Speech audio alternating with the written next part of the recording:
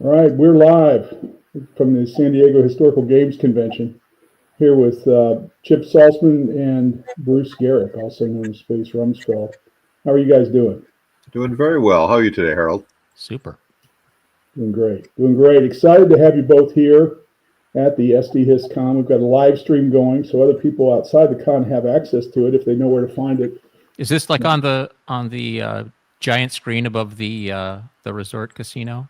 So There's people coming in. there's a pool parties around. Yeah, Yeah, cool. absolutely. Excellent. And a stadium somewhere in Munich. But generally, we should get some comments and thoughts from our crew at SD and so look forward to that. Appreciate you guys taking the time to talk and the support of SD Bruce, you've been a longtime supporter in a host of different ways, and Chip, you were at the SD East last year, which is where we met. It was. That was great. Yeah, it was a good event, and we look forward to returning to the War College in 2026. But I guess it's probably best to open with introductions, and since my name is self-explanatory and my profile so high as everybody knows who I am.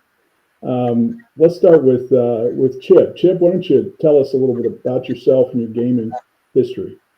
Sure. Thanks, Harold. So I discovered games. I would think I was 11 years old. I wandered into a gift shop on Martha's Vineyard and found a copy of U-Boat for all of $4. Bought it and was hooked. And Avalon Hill had a little brochure with other games in there, and gradually I acquired almost all of them. And that sort of started me on my path, strategy and tactics, and the other the other gaming companies and so forth. So I've been playing it for 55 years or so. Eventually accumulated a couple thousand games, but I have pruned the collection down substantially. Went through a real valley when I had kids and spent my weekends on soccer sidelines instead of gaming. And then when empty nest syndrome hit around 2010, I emerged back in the gaming field. So I'm omnivorous in terms of interests and like to game a whole bunch of areas. But I got very involved with the Operational Combat series, put out created by Dean Essig and put out by Multiman Publishing now. Got involved with that because a friend. I accumulated the games. I wanted to learn how to play. It's not an easy system to get into, and a friend showed me how to do it by kicking my ass in DAC, and then we tried again, and he kicked my ass in Sicily, and then he did it again, and I finally got so frustrated. I said, I'm going to learn this system, and I'm going to do it by doing a replay and writing down the way everything went, and I started that process and got hooked up with the designer Curtis Baer, who's working on Reluctant Enemies there, and that produced the starter's guide that came with Reluctant Enemies, and that got me into the whatever passes for the OCS hierarchy, and eventually I became the honcho of the system. Not long ago, passed that off to Carl Thung. So I play that a lot. Love the system, support the system as much as I can. I run the OCS Depot website, and as I say, I'm omnivorous, so we'll do a whole bunch of other gaming as well. Great. That's the most affluent start to a war game hobby. Is picked up a game at the Vineyard. I can't wait to see where Bruce picked up his first game. Because my father had a boat, and we went there on a boat, so I was not affluent in terms of summering on Martha's Vineyard. I just happened to be there, one of the scallywags who came off a sailboat. The populace wasn't aware that you were there. Exactly. That's awesome. Bruce, how about you? I picked up my first war game in Monaco, copy of Richthofen's War from Prince Rainier. He was really into the campaign game, so he was like, "Hey, can you just be the allied player?" And I was like, "Sure." No, I mean, I'm the standard. I mean, I think kind of like Chip. Just one day, I think it was a friend of mine just had this game called Luftwaffe, and I was like, "Wow, these counters are circular, That's interesting. Played Richthofen's War, actually. We had a good time with that. Because I played Dungeons and Dragons, and I really liked the idea that the characters in the Richthofen's War carried over, right? You had a pilot, and he flew around, and then he got to come back, right? And he gets a victory, he gets more victories. So it was pretty neat. But then I just never stopped. I mean, that must have been like probably the same as Chip, like 10 or 11. And then I just never kind of left. I went to college, and then there was the big, what do we call it? The gaming interregnum around the late 80s, early 90s. I feel like the video game hobby was sort of taking over, and everybody was like, well, there's no reason to play board games because we can just do all this stuff on a computer. And I played a bunch of games on the computer. Wrote for some computer gaming magazines, but I never lost the wargaming bug. And then I went to medical school, and then I still somehow maintained my involvement. I didn't play that much, but I still have a bunch of games. You can also tell my involvement in the hobby from if you lined up all the games in terms of a year, it would probably go like this, and there's a big dip, and then kind of starts coming back up. And I was buying things. I mean, I've got games from those early years when I was buying games, but I never wasn't playing them. But that's what everybody does. So what's new now? And then I don't know. I got some more time, and I got a more place to play, and then I got some ideas and decided, what are people not doing? So I started a podcast about war games. And then everybody and his brother started a podcast about war games, and I was like, well, I don't really add any value anymore, so I kind of just faded out. But then I decided I have something to add, so I did these videos about games, and then I decided I still have something to add. So you guys will see something next week. I've decided to completely revamp my approach to war games, in the sense, or at least my war game commentary, which is that always look for the unexplored niche, or at least things that people are doing that they should be doing that they aren't. So you'll all get to see that. But I mean, ultimately it's just my stupid ideas, and you'll can throw them out, ditch them as required.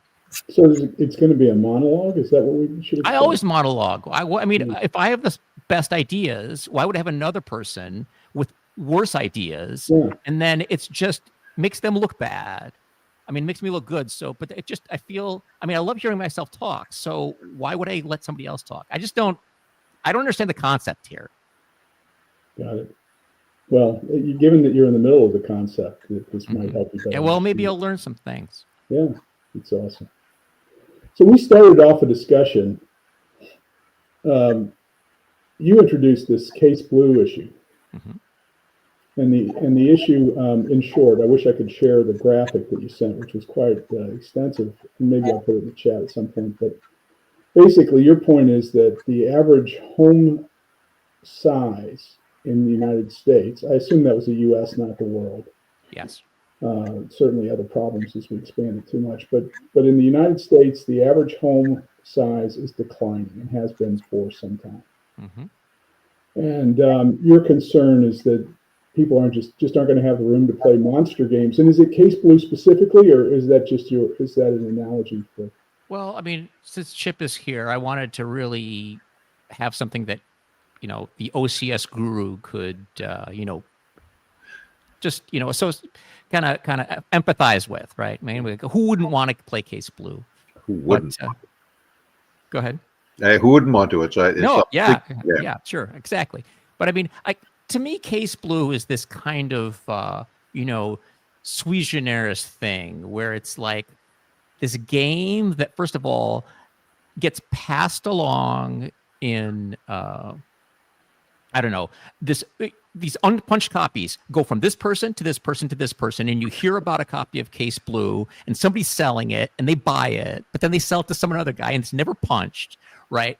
But but everybody wants to play it, right? I mean, it's like, well, have you played Case Blue? And the guy that sold me my copy made me promise, like, it was legally non-binding, and I'm willing to take this all the way to the Supreme Court, but he said I had to play the game or he'd be very angry that he sold it to me, because he sold it to me at kind of a discount. I'm like, hey, I punch all my stuff, I play it, I have some opponents that want to play, but yeah, I mean, I'm always fascinated by the idea of size in games, because these big games kind of create a narrative that we love, right? I think Chip could really,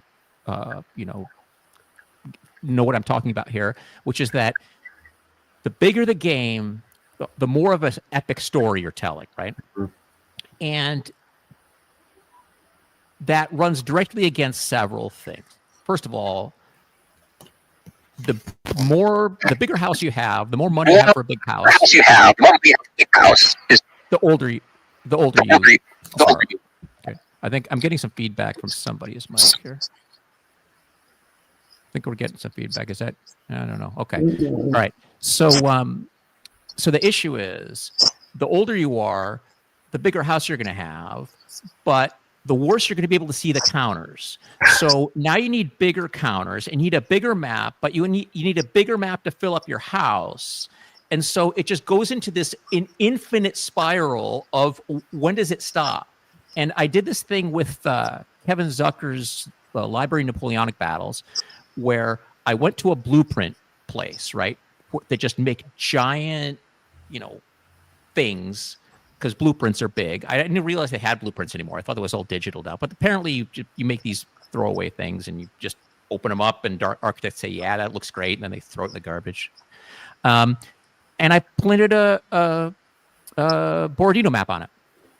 And I'm like, wow, this makes this game so much better. I can get my fingers around the counters. I can see the terrain. I can use even those little. They use those little Heidi wooden things for some Fog of War that they sell that Kevin does, and it was a completely different experience. And I'm like, I want this for every game. I mean, I just want a giant version. I mean, and then it was like I was talking to a friend of mine. I want to play something like Case Blue like that. We need to make big maps. And then he says, well,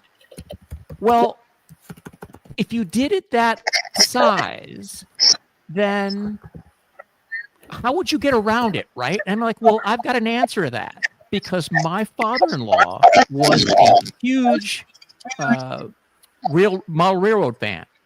And his daughter's friend built him this whole setup where you could just kind of like walk around on top of this railroad train thing, right? And like, let's just do that for Case Blue. And so like you just walk around and pick up giant counters. I mean, this is how I think the hobby needs to move forward. That's my little spiel there. With Case Blue, you can play. We played it in an unheated room over a garage. And for realism. And in the wintertime, that became epic. That's because that's how it really was. People huddled over the map. Harold, do you remember at Historicon East last year, I had my double-sized version of Luzon, which I made 1-inch counters that were stuck onto foam core, and that was great fun to play, because it's just it's a small game, but done large, it's just everyone can see it from across the room. So that it was great. It was great to look at too, right? As an observer, just fun to walk around it and watch somebody play. Yeah, so easy to pick up. So I think you're onto something, Bruce. To some extent, if you keep increasing the size of the map, we'll just be playing, kind of on East European surface. So another great. I have an idea. We want to get the largest flat screen touch screen we can possibly get, and we want to lay it flat on basically as a table and pull up Vassal, and then we'll have this enormous computer screen that we can touch screen and move around. We haven't tried it yet. Microsoft has a thing like that. One of those big stadium screens, right? Yeah. Just turn it on. Let's lay it on its side. Yeah, exactly. I've played Vassal, with a projector, so it's up on the screen, or up on the wall, 30 feet wide. That's kind of fun too. Now, I'm going to argue against that because I really appreciate the tactile aspect of board gaming, and I feel like Vassal is a little like the dark side. I used to really love Vassal because it solved certain problems, such as I can't get to where my opponent is. But once that stopped being a problem, all of Vassal's downsides really started hitting me in the butt. Like the sitting in front of a computer, which I really don't like. Not being able to see the whole screen. You can't smell the cardboard, as Pratik says. Yeah.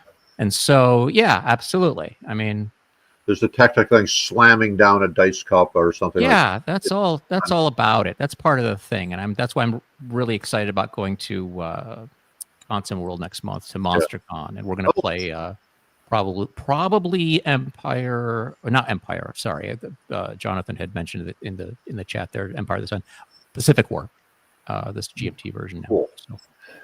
Yeah, the cat can't lay down on the counters on Vassal, and that's true. The setup time is 0. So yes, the setup time is a big advantage. I agree. But I'll tell you my challenge with it is that the other thing, particularly with a larger game, is you can't step back and see the whole sweep of thing. You can't see the whole at once easily. Yeah. That's something that I miss with Vassal. It solves a lot of problems. It's if I spent a year playing Vassal games during COVID, and that was a wonderful way to do things. Absolutely.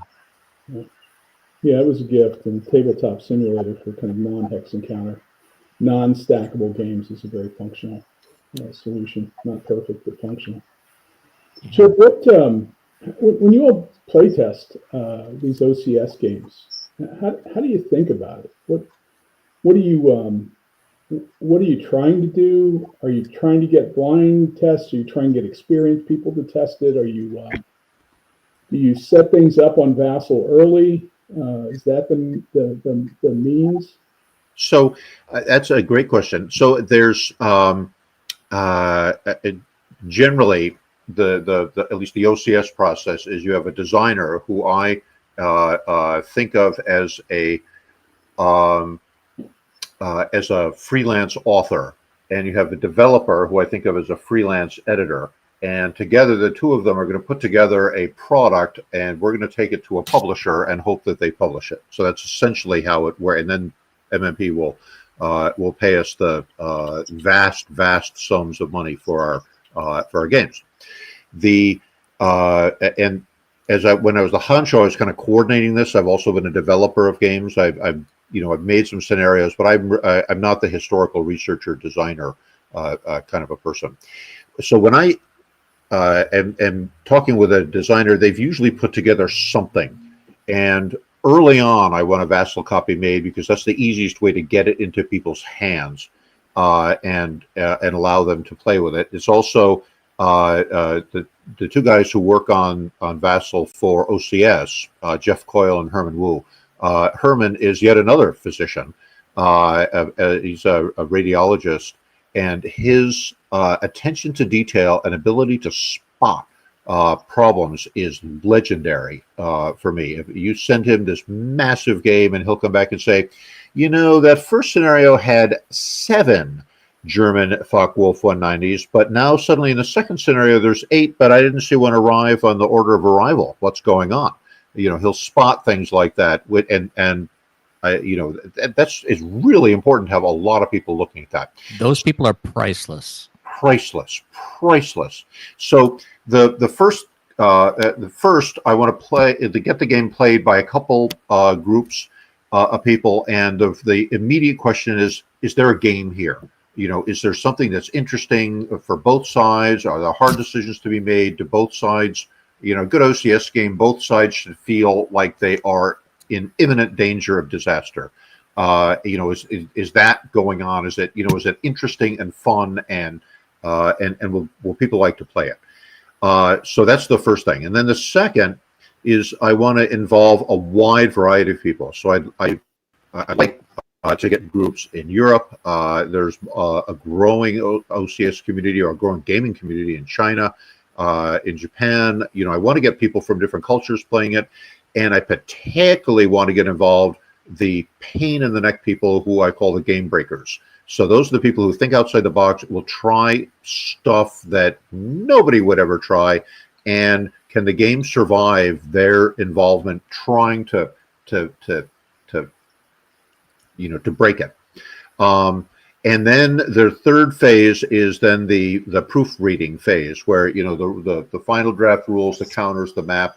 There's a whole set of people that are really good at reading those over and sending in reports. Then it gets packaged up and sent over to MMP. So it's really kind of, I think of it, Harold, there's two phases. There's the is there a game here phase, and then there's a let's test everything out phase.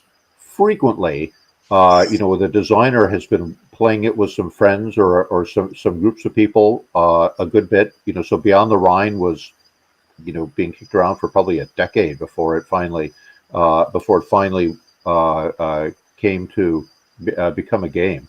And so they played through it a number of times, and it shows. Beyond the Rhine, I've played 3 Beyond the Rhine campaigns, start to finish, and in every case, the victory level is decided on the last turn. In fact, one of them, it was the last exploit phase where the Americans got just enough people off the map to bump up a victory level. So that to me is a finely tuned kind of a game. So you asked a short question, you got a long answer there. That's a great answer, though. Well, from the horse's mouth. I've had some interesting discussions with different publishers and designers about what's enough playtesting.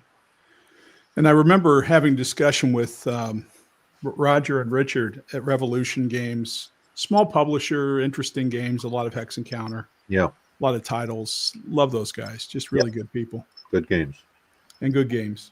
And we were talking about this blind sword systems that Herman Luttman came up with, and his development of this Most Fearful Sacrifice, which is Gettysburg on, and it's a big bite.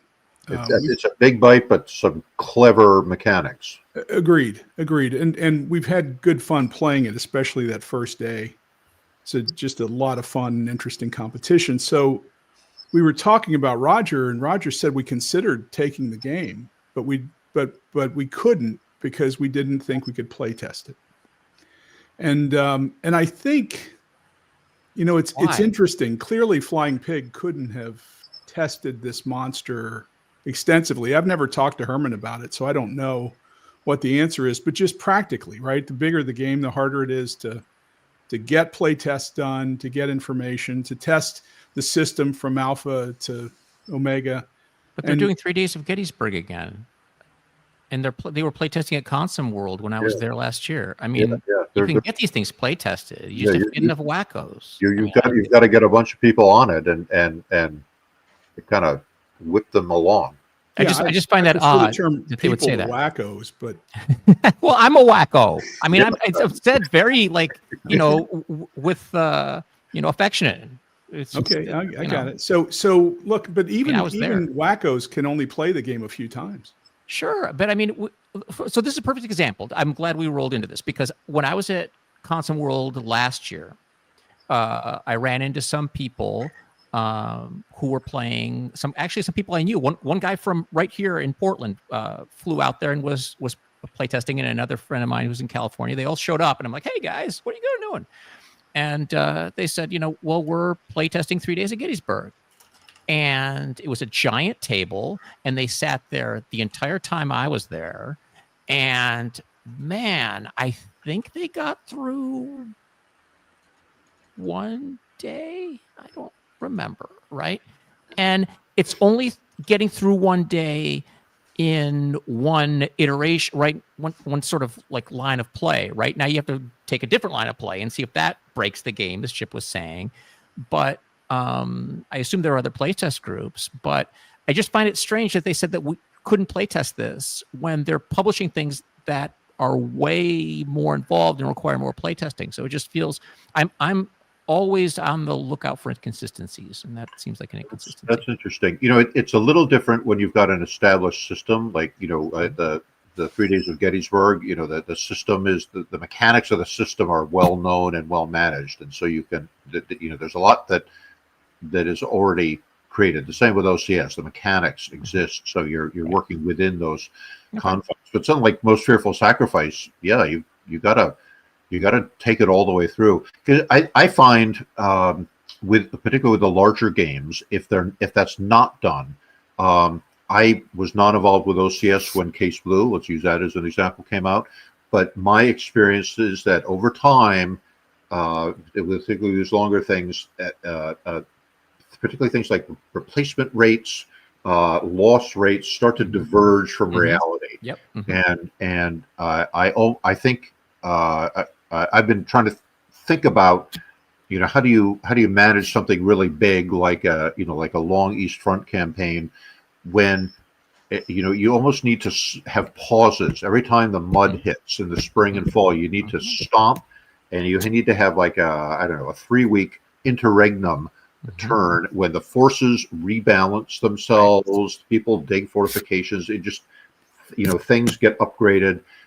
You can't play it all the way through because once it goes off the rails, just things go haywire. Yeah. So I think that and you mentioned Pacific War. I think the way the Pacific War works, it's kind of episodic in nature, and that forces a reset. The way Mark Herman plays with time, and that is really interesting. Yeah. Well, there are other ways to do that, right? Like, for example, you could do the way Rommel in the Desert does, which is to me, it's not really a hex encounter; it's block encounter, a block and hex. But I'm not a huge fan of that, but of that kind of bag of dice plus blocks hit points. But you only do things when you have enough supply, and you can just defer the whole turn until somebody decides, okay, it's time to go. And Kim Kanger was one of my very favorite designers. He's just, everything he puts out is just different and interesting in its own way. Yeah. He did a game about the French Indochina War called Tonkin, where it's just this herky jerky, like you do something and then you're like, well, I can't do anything for the next 2 months or more because I just have no supply. Oh, my guys are all over the place. I got to put them back together. And the Viet Minh are like, I just completely killed all my guys and I need to recruit and I need to, assemble supplies at the place that I'm going to attack.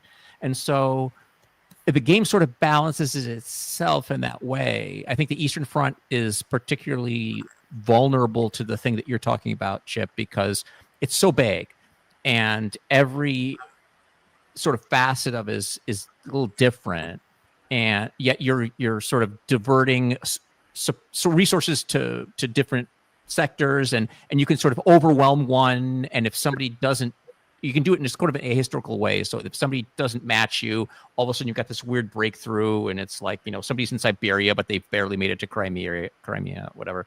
When we were at Consum World last year, somebody was playing Fire in the East, which, was developed from Dry Nach Osten, which was famous for quickly spiraling. Like if you got a little bit of an advantage, right, as the Germans, it just snowballed. And so as the Russians, you're trying desperately not to get broken. But then that happens in a lot of games. I just played a Russian campaign a couple of years ago against a Russian campaign expert. And at some point, I was playing the Russians and just my whole army just died. It was gone. Like he had, I thought I got through the first winter. I'm like, oh yes. And then in the second summer, I literally had 2 guys left, right?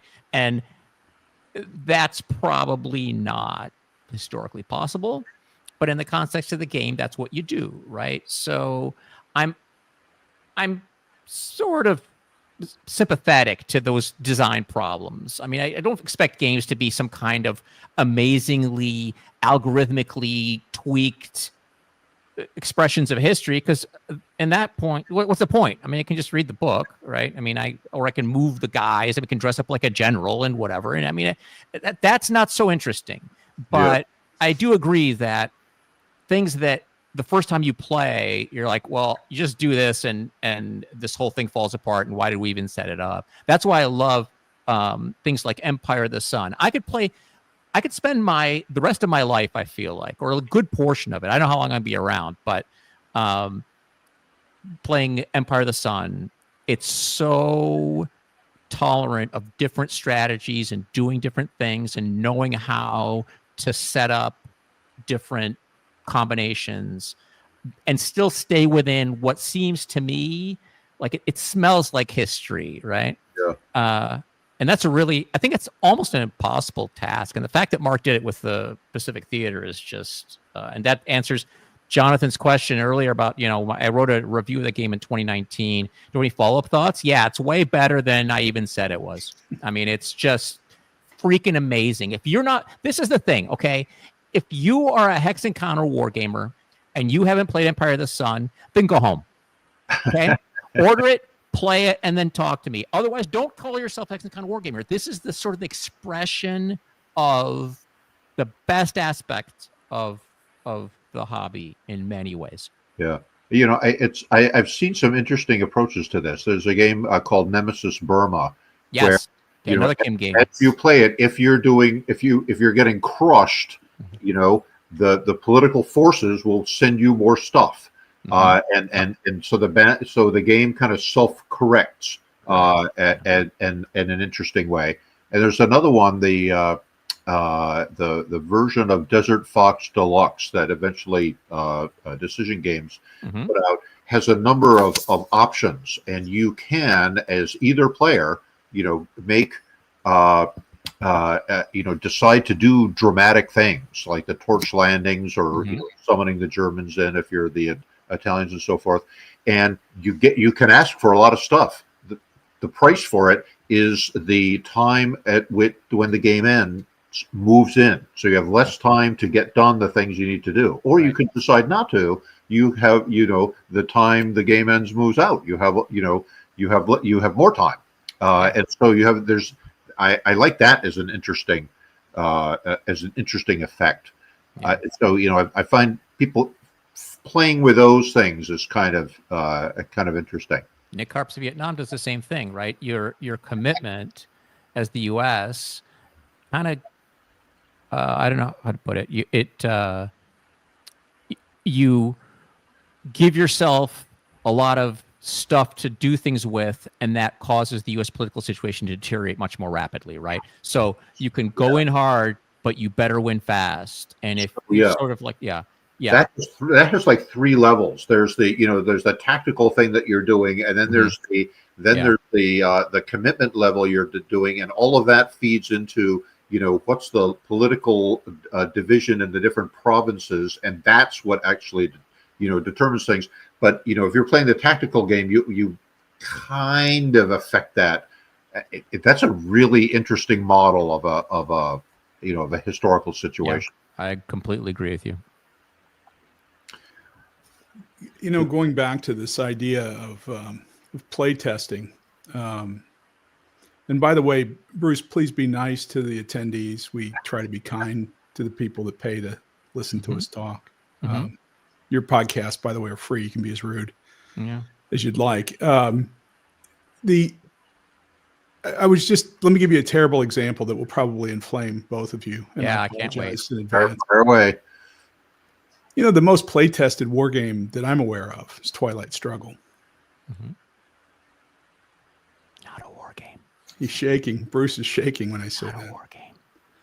So, and that system has been played so many times and competitively played so many times, and just masterfully tested and retested and tested and tested and tested to the point where I think they have balanced down to a very refined adjustment that players can bid over at the end of the game.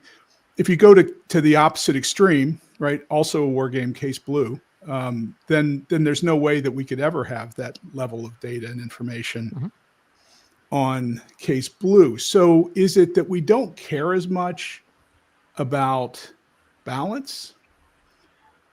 Or is it we don't care as much about the historical path?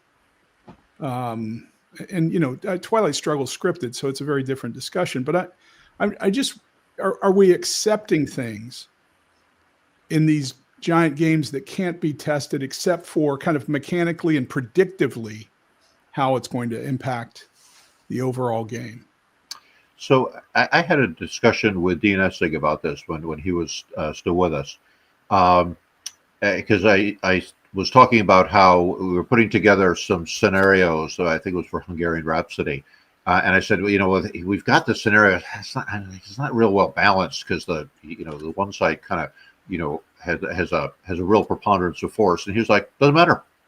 He said scenarios, they can be very out of whack. It's the historical situation, and a lot of guys, I'm one of them, play to get insight into how and why the historical thing played out the way it did, and he was more concerned that the overall game be a good representation, be reasonably balanced, but or reasonably competitive, but he would try to tune the victory conditions or the supply levels as the knobs he could turn to come up with the way to make the game the most interesting. Certainly, the victory conditions are the hardest thing to write. In fact, the last game that I was involved in putting out was Forgotten Battles. That has two sets of victory conditions. So we have the classic one, which in OCS is usually capture these places. But we can't. I tried to come up with another one because I wanted to model even more the way the Russian fronts functioned, and so I came up with one where I let the Russian player pick the victory locations. So basically, every time they turn a front on, it gets a bunch of supply, and it has two objectives: an operational and a strategic one. And if it achieves them, then you get a victory point, and you want to accumulate a certain number more than they did historically. But I had to go through and model all the offensives that they did. I had to, and then you could keep the German guessing. He doesn't know where exactly it is that you're going, so he sort of has to defend everything like they did. So I'm interested in how do you prompt behavior with that. And the comment that just came up, I love the Dean. Yeah, the comment Dean's approach is, you finish a game of DAC if neither of you knows who won, then nobody did. It was a draw. You'll know. Well, you basically kick each other off, one side or the other off on that. I don't know, Bruce. I don't know what your thoughts are on this. Yeah, I mean, I think it's very game specific, in the sense that I can see the exact opposite being the case for, like we're talking about Pacific War, right? You don't want a Battle of Midway scenario that only goes one way. You don't want a battle of the Gulf Guadalcanal that is unwinnable. You don't want, I just name all the freaking things, right? Eastern Solomons, Philippines, Philippine Sea. I mean, that's a kind of a whatever, but I mean, things that you see as being competitive have to be competitive.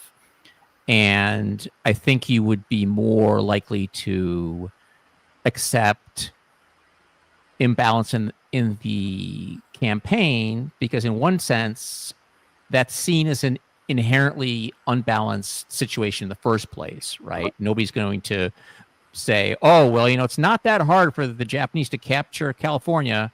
People will be like, okay, well, I'm not really going to play this. It sounds like a, tie bomb. It should be a tie bomb design in that case. So I think you can really, you have to decide what your feelings are about the historical situation, right? I mean, I don't want to play a scenario on the Eastern Front where the Germans are, kicking Bagration or Bagration. Sorry, everybody says Bagration, but it doesn't sound like that in Russian. Back to Moscow, but it's an unbalanced thing, and if you have a good enough game it's interesting for the players to make decisions in the context of the game, then I kind of don't mind getting my ass kicked in the sense that my forces are forcing be the retreating and whatever. Can I do better? It's always, can you do better than the historical? Yeah, can you do better? Participants. That's kind of the ultimate balance, right? Well, I did better than the Germans did. Yeah. In Blitzkrieg Legend, you kind of have the thing where the Germans sort of rolled boxcars at the start of Blitzkrieg, at the start of that campaign, and they blew through and never looked back. And so you have to do with that game a couple things that magically happen in the Germans' favor to recreate history, just because it was a more of an unlikely outcome, but they rolled well. Blitzkrieg Legend is on my list of things I really need to play. I'm trying to get my regular opponent to commit to a significant session, multiple sessions of Blitzkrieg Legend, because that's a thing where, I mean, how do you keep the thing rolling, right? You have to be very aggressive as the Germans. I think the first two turns for the Germans is Blitzkrieg Legend is like PhD level OCS. Mm-hmm. And no wonder I haven't played it. And as Keith is just putting down, victory when you see it. We find at least in our gaming group, the journey is so much more interesting than the. Of course. That's the thing, right? And the camaraderie and just having fun together. That's way better. And now we someone rolls a great roll or a poor roll, we high five each other just because it was fun to see that happen.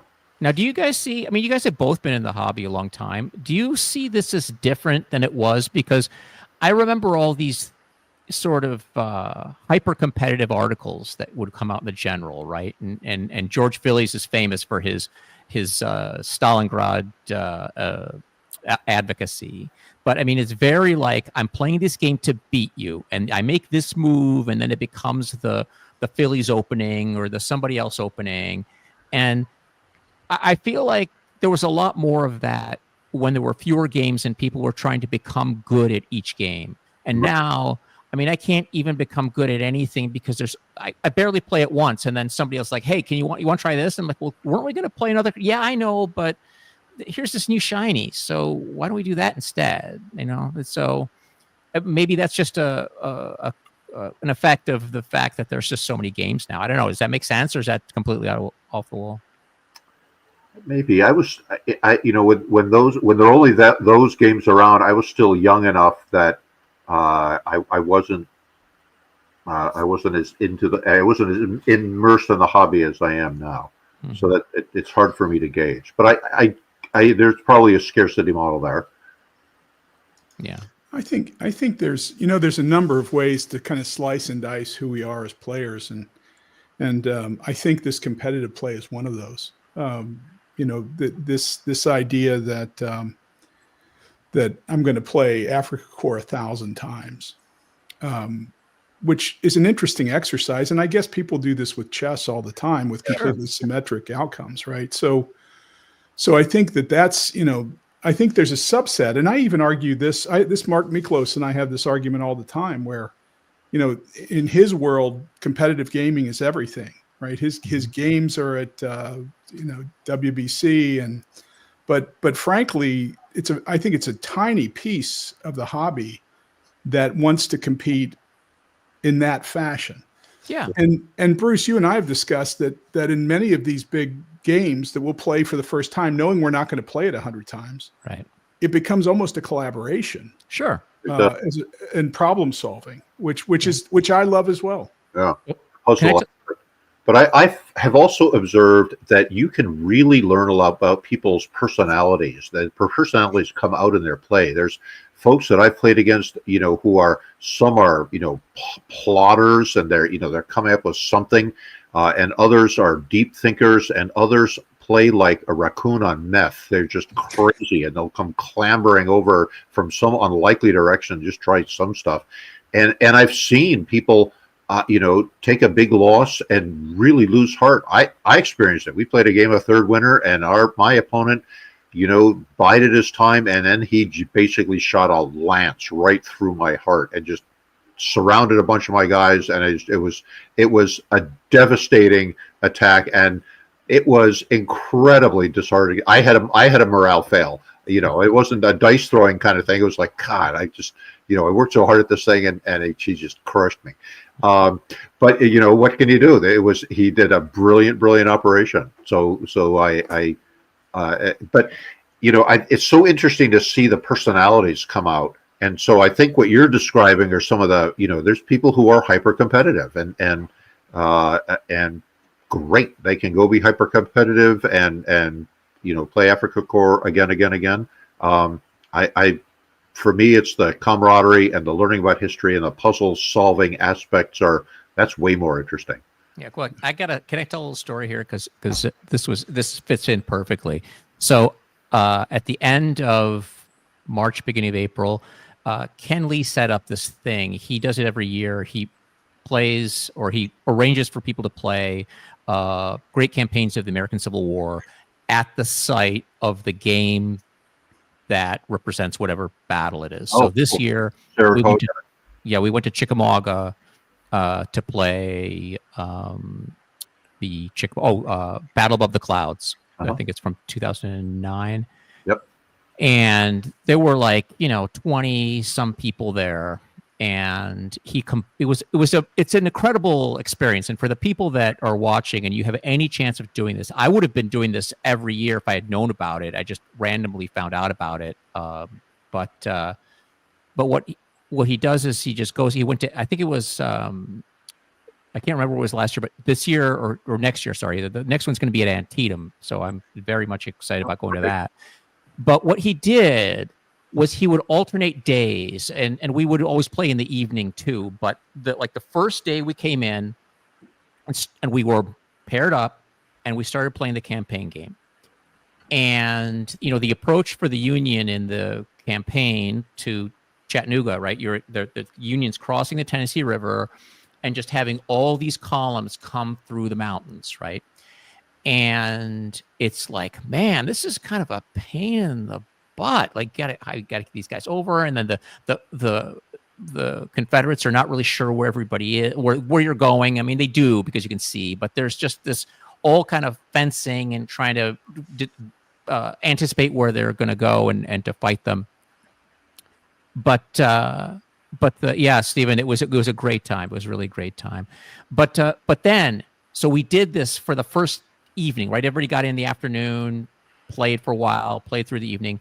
The next day, Ken got everybody in cars, and we drove the route of the march from Pittsburgh Landing to Chickamauga.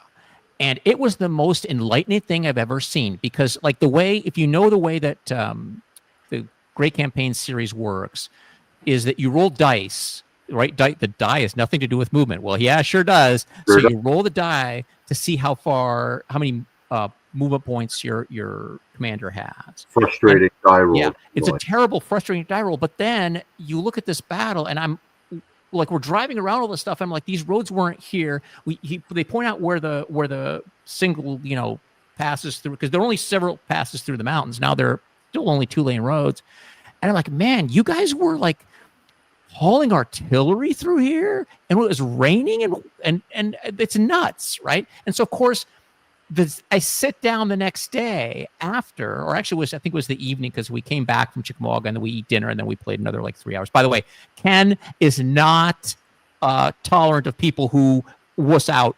It's like, okay, you had dinner, get back in there. It's 7:00. We're playing till 10 or 11. Get on your table, right? Which was great. I mean, it's awesome. But we did this through the whole week, right? So we would have, game. then tour plus game, then game, and then tour plus game. And then the last couple days, like people came in for the weekend and some, family, wives and kids came for the more tours towards the end. They had Dave Powell, who's just written a million books on not only on the Chickamauga campaign, but he actually designed This Terrible Sound, which is the gamers Chickamauga game. Yep. And he just talked about all this stuff.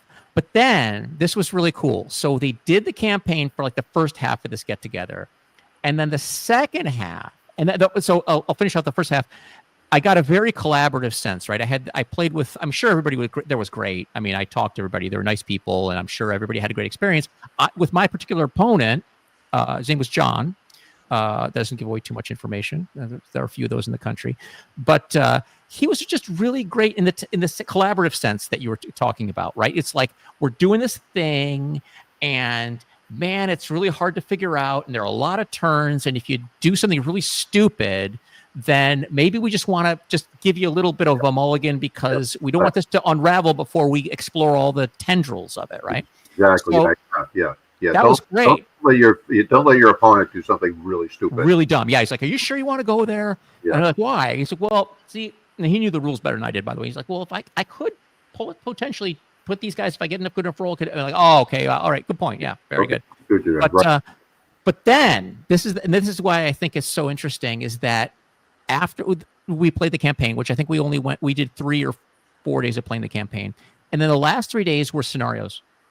And one of the scenarios in Above the Clouds is called Macklemore's Cove, which is, and I'm not the biggest expert on great campaigns. I know there are people who really know it, but the people who really know it say this is one of the best scenarios in the entire series. And that was very competitive in that, like, okay, guys, now you've played the campaign. You see how this stuff is working out. Now here's the situation in this part of the campaign. Fight. And people got into that too. They're like, okay, here we go. And recorded who won, everyone, right? And there were prizes. I mean, prizes there. You got a little T-shirt or something, right? It's fine. And then at the end, there was this whole thing where you were all collaborating in the sense that everybody played the same scenario, but you were on the Confederate team or the Union team. And then whichever side won more games got their name on all their names on this cup that he's like kind of doing, like the Stanley Cup, right? And so it was a very interesting combination of the competitive and the collaborative in a way that I was really shocked and impressed and felt like this was really kind of like a high watermark of the hobby for me. Cool. That's fun. It's brilliant, right? It's that it's that immersion between the game and the history. Yeah. And really love the idea. Didn't know about that. I'm so interested now. Antietam, that's what I'm hearing next year. So 1,000 questions. Well, send me a link. Yeah. And now that the word's out, there'll be thousands of people. There better be. I mean, it was so great. And it was, I mean, it is a little expensive in the sense that we had to go to, we didn't even stay in Chattanooga because the hotels were very expensive. So the place where Ken was able to get a good deal was in Dalton, which was about 30 minutes from Chattanooga, which is fine. There was actually a campaign that went through Dalton. So you got to see stuff. You got to drive around. All these places. The Civil War is a great conflict for us, right? Because we can go places and see this stuff. And I think that's really, you had me at Dave Powell. Yeah, I bought a couple books. I had him sign some stuff. Yeah, it's a great experience. That's awesome. Well, let me close with one question, and this is either this is going to sputter or explode. I'm not sure which. Let's hope for explode. The question I have is, we've played these hex and counter war games for a long time, and the technology hasn't really changed a lot. Technology is probably, it's the right word, but it's the wrong word at the same time, right? So is there the opportunity for innovation with regard to hex and counter games? I mean, Chip, you and I even talked about the potential for, the more games outside the universe of World War II, which is just about every example we've talked about today. And but is there opportunity, or is this going to be hexes, squares, numbers, chits, terrain? What do you think? You mean are there games that will be fabulous that don't have hexes and counters? I'm not quite sure what you're asking. I don't know. Well, I guess the underlying question is, how do you define this space that we're talking about? Right? We've talked all about hex and counter, and I hate to put us into a box, but we're kind of in a box. It's like pornography, when you see it. Yeah. So I'll go to a couple games that I really like to play that don't have hexes and counters. One of them is High Frontier, which is about has one of the most unique maps I've ever seen. But it's about exploring the solar system using reasonably plausible science and the scientifically accurate distances and so forth. That's really interesting. That certainly doesn't have hexes and counters. It has, but you have to regulate movement in some way. I like the game Silent War, which is the running the submarine campaign in the Pacific, and then it's got a companion, Steel Wolf. It's a solitaire game, right? That's a solitaire game, but you get a real narrative going. Yeah, for sure. With it and Steel Wolves, which is more complex. But Silent Wars is fascinating to play, and it has a map of the Pacific, but it has there's not a hex to be seen in the thing. But I think when it comes to hex and counter games, people are getting really innovative. If you look at Stalingrad, that initial game, which is maybe a fun game, but it is lousy historicity. But the innovations that I see people doing with like Victory Roads, which has these different mechanics that it can add in for a different game. Plus, you get to be fired by Hitler, which is just that's great. That's fabulous. I think the Dean Essig's Battalion Combat Series has about 4 or 5 really innovative things that you have to just take out of your brain and put in a new module to make that work. So I think playing around with the mechanisms of the game, and then the third one I was going to mention is Red Sun Rising, which some people say don't really work as a game, but to me, the really interesting part of that game is that the German system is not at all the same as the Russian system. Red Star Rising, I think you mean. Yeah, thank you. Red Star Rising, and it's got these two systems fighting against each other, except the systems don't work the same way. So it's really asymmetrical, and I think I think that allows you to play with the hex and counter thing in some really interesting ways. So I dominated that. Go ahead, Bruce. No, I mean, I'm not going to disagree with you, other than to say I could name a million games. I mean, not million, but I mean, just one game, for example, not World War II, hex and counter, amazing game. Herman Luttman's At Any Cost Metz. That is an incredible game. Nobody plays it because nobody cares about Franco-Prussian War, although I see that there's going to be a Konigratz game coming out from GMT. I don't know. I mean, hopefully that'll be good. I've already pre-ordered it. But there's so many games that are hex and counter and are completely different than Stalingrad or, whatever the SPI game du jour was, 50 years ago. Kim Kanger has done very different games from Dien Bien Phu, and then he did Ici c'est la France, which is a completely different system. Neither one of them is World War II. Incredible. Chip mentioned Victory Roads. There's Liberty Roads. And they're working on something else. Pardon? Isn't there another one? The only two Stalingrad Roads. Oh, is there Stalingrad Roads? Oh gosh, I got to go buy something.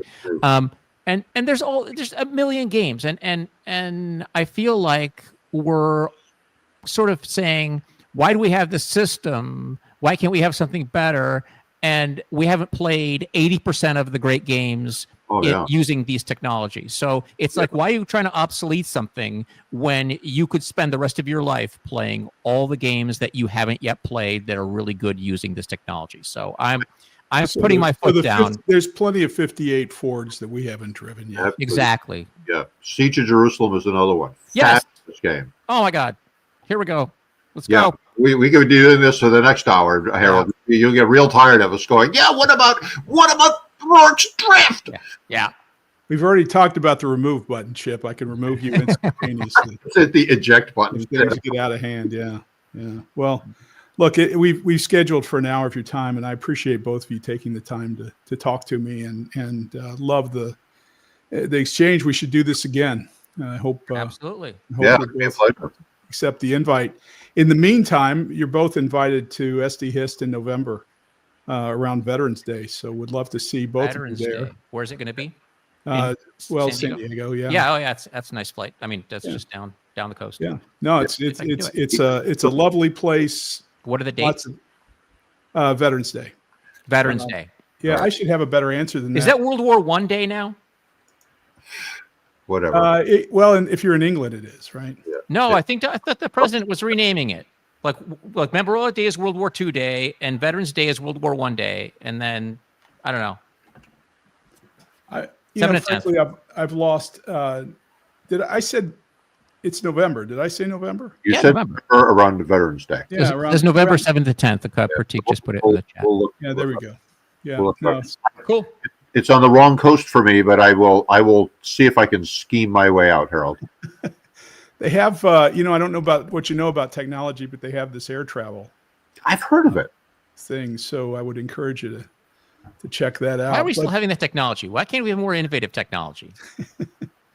And of course, we're going to miss the August convention at the War College, but hope to be back there next year. And Bruce, Chip, I know will be there. He's promised already, but Bruce, you should join us, and we'll set up a big, hex encounter thing and play. Give me dates ahead of time, and I'll try to schedule. That was in the Naval War College Museum. So imagine playing a game right next to the first steam torpedo that was ever invented. That was really cool.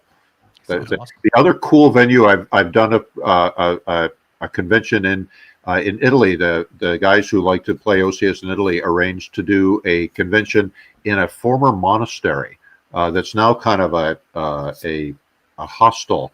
But imagine in this place of peace and contemplation and stepping back from the ordinary world. We're playing this ferociously violent Baltic Gap. The dice must have reverberated in those dice cups there. Yeah. Well, you'll all be struck by lightning at some point, I Pretty much. But yeah, good seeing you guys. Thanks for taking the time, and thanks everybody. Appreciate everybody watching. Pleasure, Harold.